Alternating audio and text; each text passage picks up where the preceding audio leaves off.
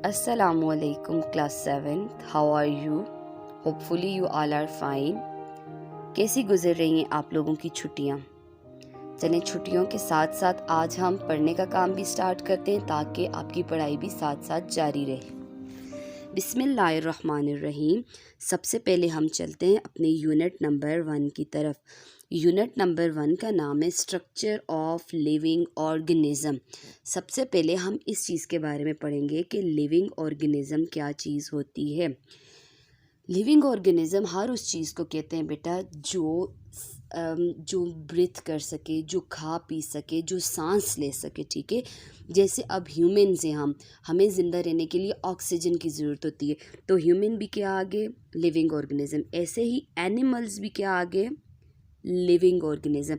और प्लांट्स को भी ज़िंदा रहने के लिए कार्बन डाइऑक्साइड की ज़रूरत होती है, तो इस तरह प्लांट्स भी क्या आगे लिविंग ऑर्गेनिज़म। ऐसे ही बेटा होता है non living organism. Non living organism कौन से होते हैं? हर वो चीज़ जो सांस ना ले सके, ना ही मूव कर सके, ना ही ग्रो कर सके, ना ही कोई खा पी सके। जैसे अब आपकी पेंसिल, ठीक है, आपका स्कूल बैग, आपका यानी आपके पास और क्या, आपकी बुक्स हो गई, वो भी नॉन लिविंग थिंग है। आप जिस चेयर पे बैठे हुए हैं वो चेयर भी नॉन लिविंग है। तो हर वो चीज़ जो ना तो सांस ले, ना वो ग्रो करे, और ना ही वो जो है वो कुछ खाए पिए, तो उन्हें नॉन लिविंग थिंग्स बोलते हैं या नॉन लिविंग ऑर्गेनिजम्स बोलते हैं। तो स्ट्रक्चर ऑफ लिविंग ऑर्गेनिज्म के बारे में हम ये पढ़ते हैं। अब स्ट्रक्चर क्या चीज़ है? स्ट्रक्चर का मतलब होता है किसी भी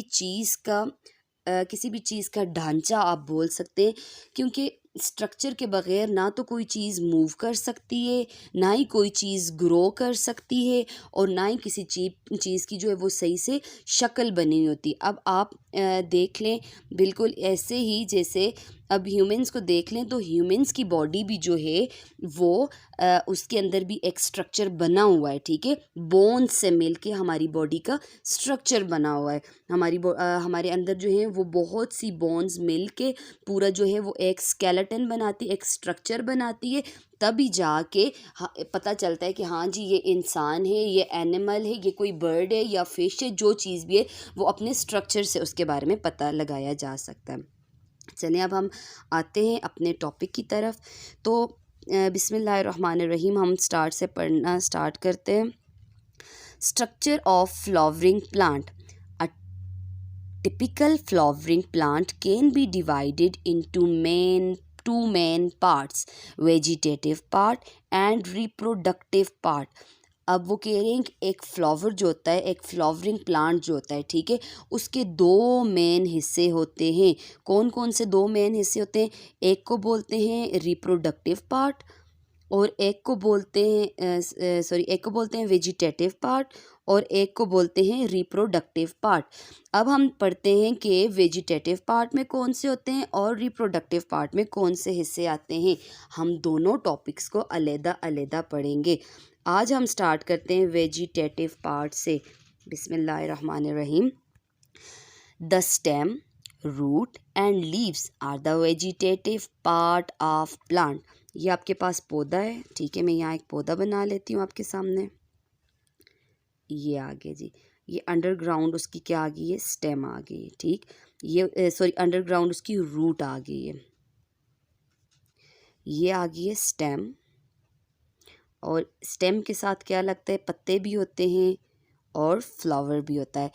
तो इससे हमें ये पता चलता है कि जो स्टेम होती है, स्टेम, लीव्स और रूट, ये तीनों पार्ट जो होते हैं इन्हें बोलते हैं वेजिटेटिव पार्ट। ठीक है, स्टेम, रूट और लीव, इन्हें वेजिटेटिव पार्ट बोला जाता है। They form the main body of plant.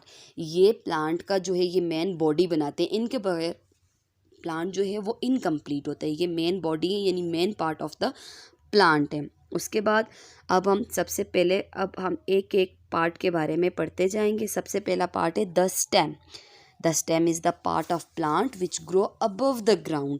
अब स्टेम कौन सा हिस्सा है? पौधे का वो हिस्सा जो ज़मीन के ऊपर ग्रो होता है। ये नीचे ये ज़मीन है, ठीक है, इसके नीचे रूट होती है और जो स्टेम जो ऊपर ग्रो होने वाला पार्ट है किसी भी पौधे का, इसे स्टेम बोलते हैं। It bear leaves, birds, flower and fruit. कहते हैं कि इसके साथ क्या क्या लगते हैं? लीव्स भी इसी के साथ लगते हैं यानी पत्ते। बर्ड्स भी यानी जो होती हैं बर्ड्स, यानी फ्लावर की जो बर्ड्स होती हैं पहले, वो भी इसी के साथ लगते हैं यानी पौधा इसी के साथ, फूल इसी के साथ लगते हैं।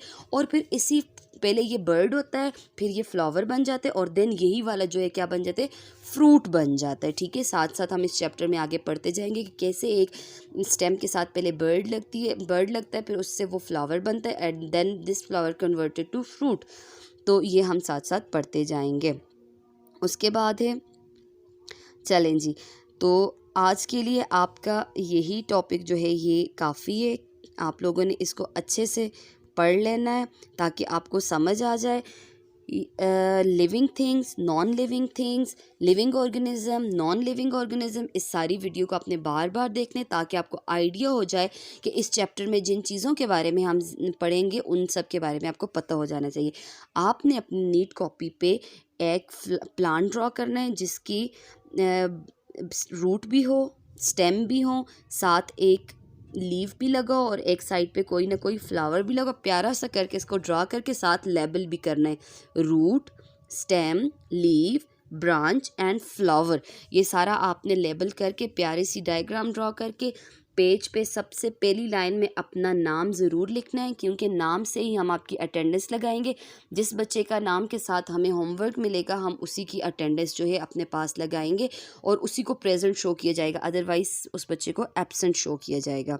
ठीक है, एब्सेंट मार्क करेंगे हम। तो आज के लिए ये काफ़ी है, आपको पार्ट्स ऑफ प्लांट समझ आ जाएं तो कल इंशाल्लाह हम स्टेम की करैक्टरिस्टिक्स और स्टेम के फंक्शन के बारे में पढ़ेंगे। होपफुली आप सबको इस सारे की समझ आई होगी। जिस चीज़ की समझ भी नहीं आई आप उसके बारे में पूछ सकते हैं। ओके बेटा, आई एम देयर। अल्लाह हाफिज़।